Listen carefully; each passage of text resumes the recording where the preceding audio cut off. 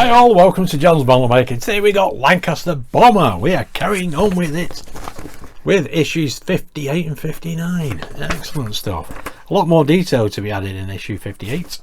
On the framework for the first of the tail stabilizer sections, the elevator is assembled and painted in 59.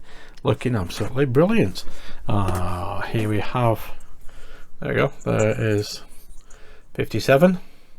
That's dried off really nicely. That's looking brilliant, and it looks pretty good. Just checking out, make sure it's not warped or anything. There we are, 56. Now I noticed with the detail here, you can see it all from the port side. So the parachute, first aid box, and the WC, and there's a flow tube. So I was wondering how I'm going to expose all these once it's completed, because obviously with the skin on it, you're not going to see anything. So what I think I'll probably do, what I'm thinking of doing at this point, is leaving half the plane exposed, no skin covering on it whatsoever, and the other half all covered up, painted, decaled, looking superb. And then obviously I'll have a diorama, have a mirror underneath so you can see what is underneath the plane. Look at all the detail there. And I also bought some lighting. These are floodlights. I ordered 5, I got 10.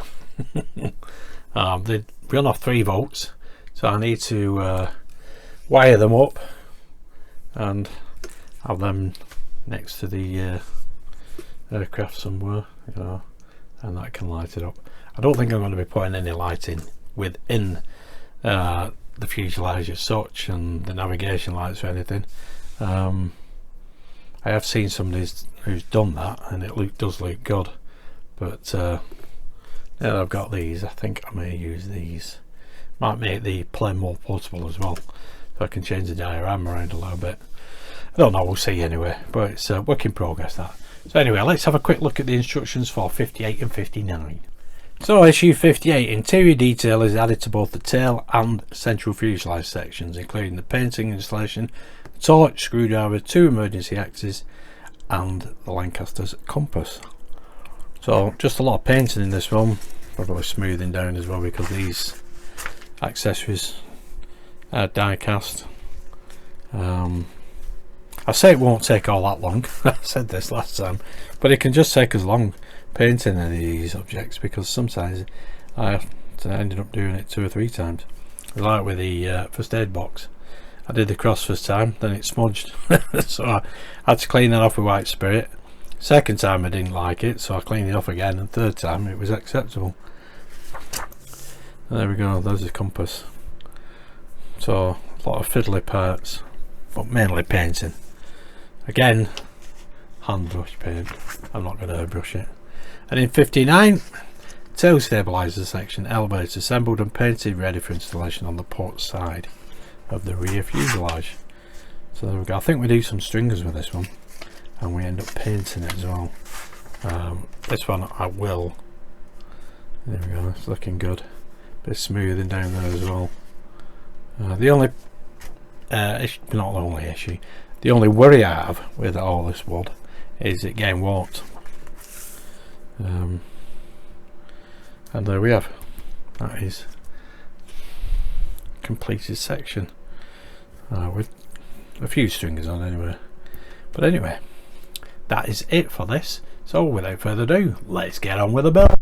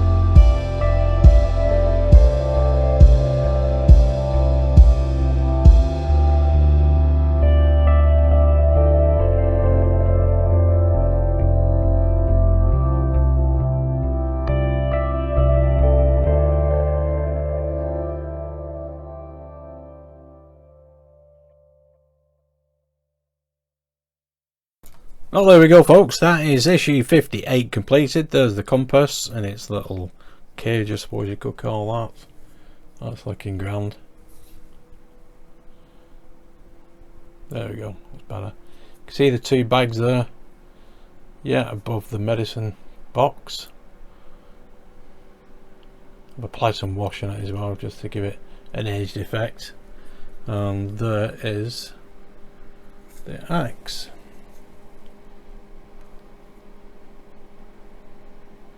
Yeah, that's a better. I think that's a clearer shot. Trying to get the best shot.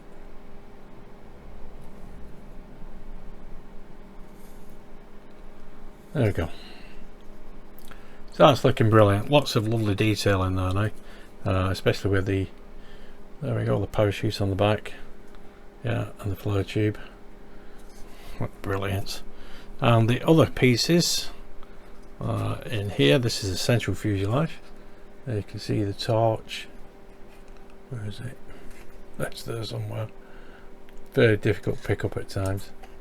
There we go. The torch and the screwdriver. Yes, I can see them there. Excellent. And this end we have the second axe. There we go, and there's the parachute from previous. Brilliant. So that is issue 58. We can now get on with issue 59. Excellent stuff.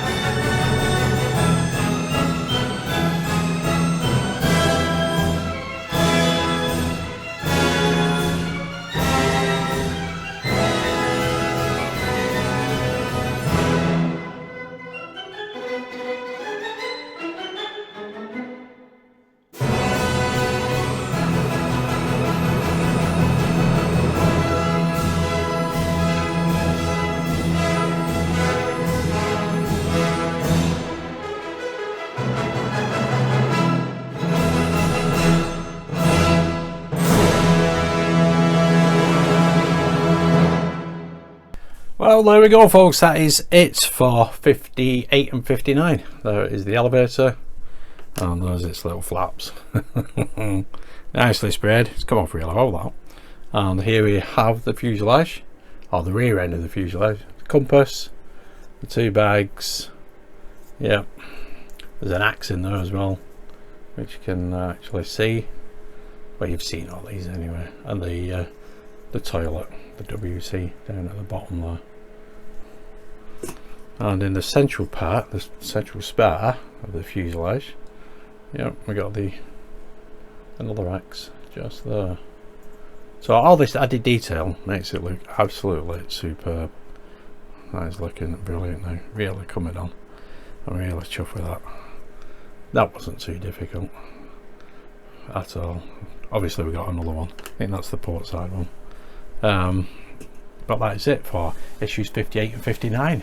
We're rumbling along with these now, aren't we?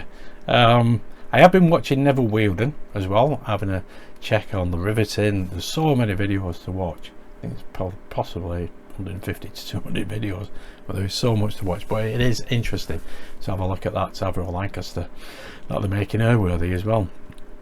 I've been checking it out, having a look at all the detail, and I think I'm right.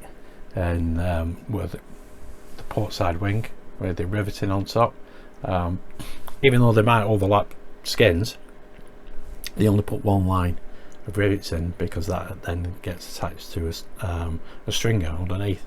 Obviously you got the formers, which isn't a problem, but you saw what the problem I had a couple of issues back with the double line of rivets. I don't think they should have been there, and from what I've seen, it there shouldn't be there.